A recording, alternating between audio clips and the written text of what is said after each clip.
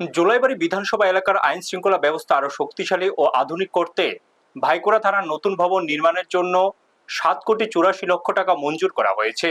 এই প্রকল্পের আওতায় নতুন ভবনের জন্য স্থান নির্ধারণ এবং প্রাথমিক আলোচনা উপলক্ষে এলাকা পরিদর্শন করেন জুলাইবাড়ীর বিধায়ক তথা রাজ্য সরকারের মন্ত্রী শুক্লাচরণ নোয়াতিয়া। পরিদর্শনকালে তার সঙ্গে উপস্থিত ছিলেন পঞ্চায়েত সমিতির চেয়ারম্যান তাপস দত্ত, মহকুমা পুলিশ আধিকারিক বাপি দেববর্মা, ভাইকোড়া থানার ওসি বিষ্ণুচন্দ্র দাস এবং পূর্ত দপ্তরের কর্মকর্তারা। পরিদর্শন শেষে সংবাদ মাধ্যমের মুখোমুখি হয়ে মন্ত্রী শুক্লাচরণ নোয়াতিয়া জানান, প্রয়োজনীয় প্রশাসনিক প্রক্রিয়া সম্পূর্ণ করে খুব শিগগিরই নতুন থানার নির্মাণ কাজ শুরু করা হবে। তিনি বলেন, আধুনিক ও আদর্শ বিধানসভা গড়ে তোলার লক্ষ্যে রাজ্য সরকার ধারাবাহিকভাবে উন্নয়নমূলক কাজ করে চলেছে এবং আগামী দিনেও এই উন্নয়নের ধারা অব্যাহত থাকবে।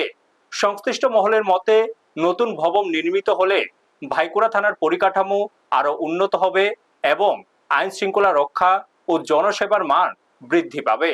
ব্যুরো রিপোর্ট, নিউজ তৎকাল 24।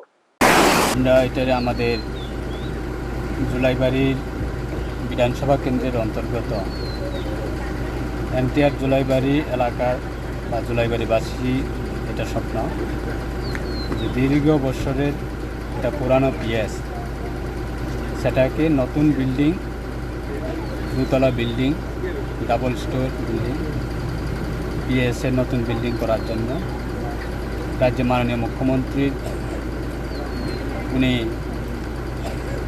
স্যাংশন দিয়েছিলেন প্রায় 7,84,00,000 টাকা এবং গত অর্থ বছরে সেটা আমরা স্যাংশন পেয়েছি এবং সেটা নতুন বিল্ডিং করার জন্য আজকে আমরা পিডব্লিউডি কনস্ট্রাকশন ডিপার্টমেন্ট এবং পুলিশ আরক্ষা দপ্তরের সহযোগিতায় আমরা ভাইকোড়া পিএসে নতুন বিল্ডিং সেটা কনস্ট্রাকশন করার জন্য আমরা লোকেশন ভিজিট করি এবং ফাইনাল করি।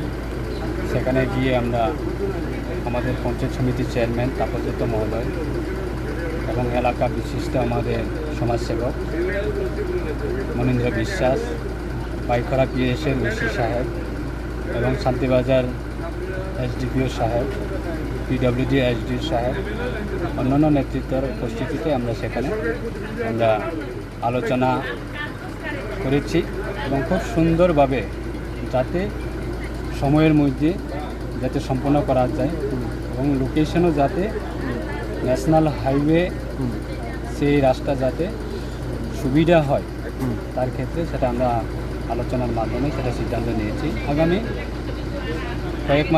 কয়েকদিনের মধ্যে টেকনিক্যাল প্রসেসিং কমপ্লিট হবে।